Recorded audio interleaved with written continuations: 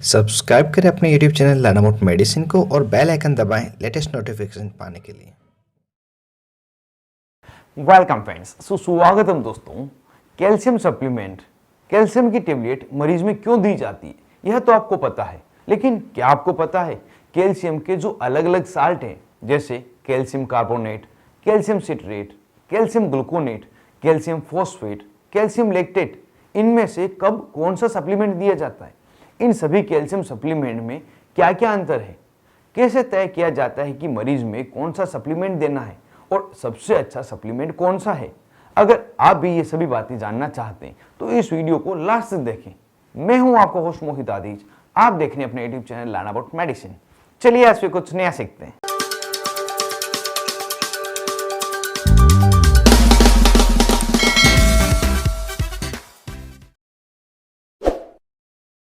Hello friends, नमस्ते दोस्तों।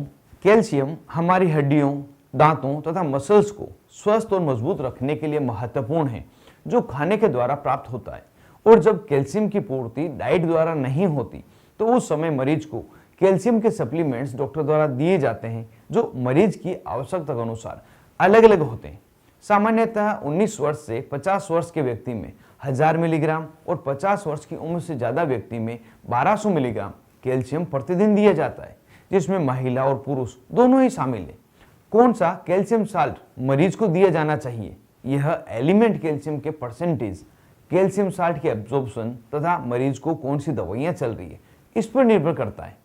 Element calcium की बात करें तो सबसे ज्यादा एलिमेंट कैल्शियम कैल्शियम कार्बोनेट में होता है, जो है 40%। ऐसे ही कैल्शियम फॉस्फेट में 40%, कैल्शियम सिट्रेट में 21%, कैल्शियम लैक्टेट में 13% तथा कैल्शियम ग्लूकोनेट में 9% एलिमेंट कैल्शियम होता है।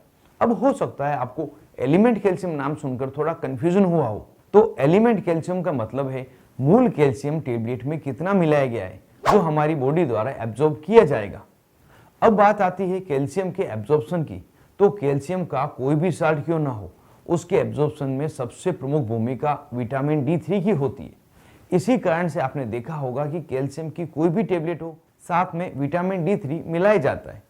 सामान्यतः व्यक्ति में प्रतिदिन 200 IU विटामिन D3 की आवश्यकता होती है, और जब व्यक्ति में कोई कैल्शियम सप्लीमेंट दिया जाता है तो उस समय 600 IU विटामिन D की आवश्यकता होती है, जिसको कैलकुलेट करके ही कैल्शियम सप्लीमेंट मरीज को दिए जाते हैं। एब्जॉर्प्शन के लिए रिसेंट डाटा से पता चला है कि कैल्शियम सिट्रेट को खाली पेट देने पर इसका एब्जॉर्प्शन कैल्शियम कार्बोनेट के मुकाबले 27% ज्यादा होता है, और खाने के बाद देने पर 22% ज्यादा होता है।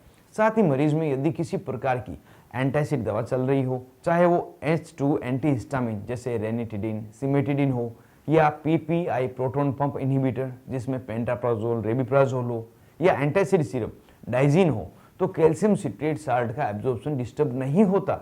लेकिन अन्य जो कैल्शियम साल्ट है जैसे calcium carbonate, calcium phosphate, calcium gluconate, इनका एब्जॉर्प्शन कम हो जाता है। इसी कारण से मरीज को कौन सी दवा चल रही है तथा मरीज के स्टोमक के एसिड का सेक्रेशन कितना है, इसके अनुसार ही कैल्शियम का कौन सा साल्ट दिया जाना है, यह डॉक्टर द्वारा तय किया जाता है। अगर इन कैल्शियम साल्ट में सबसे अच्छे तथा सबसे ज्यादा दिए जाने वाले साल्ट की बात करें तो वह है कैल्शियम कार्बोनेट साल्ट। इसी कारण से ज्यादातर डॉक्टर मरीज में calcium carbonate with vitamin D3 combination की टेबलेट देते हैं। अगर किसी प्रैक्टिशनर को कैल्शियम के एब्जॉर्प्शन तथा कैल्शियम साल्ट में एलिमेंट्स कैल्शियम कितना है इसकी जानकारी नहीं है, तो उसके लिए सभी कैल्शियम की टेबलेट एक जैसी ही होती है। इसी कारण से आपको यह जानकारी होना आवश्यक है कि कब कौन सा कैल्शियम सप्लीमेंट दिया जाना चाहिए। उम्मीद करता हूं इस वीडियो में आप यह जान पाए होंगे।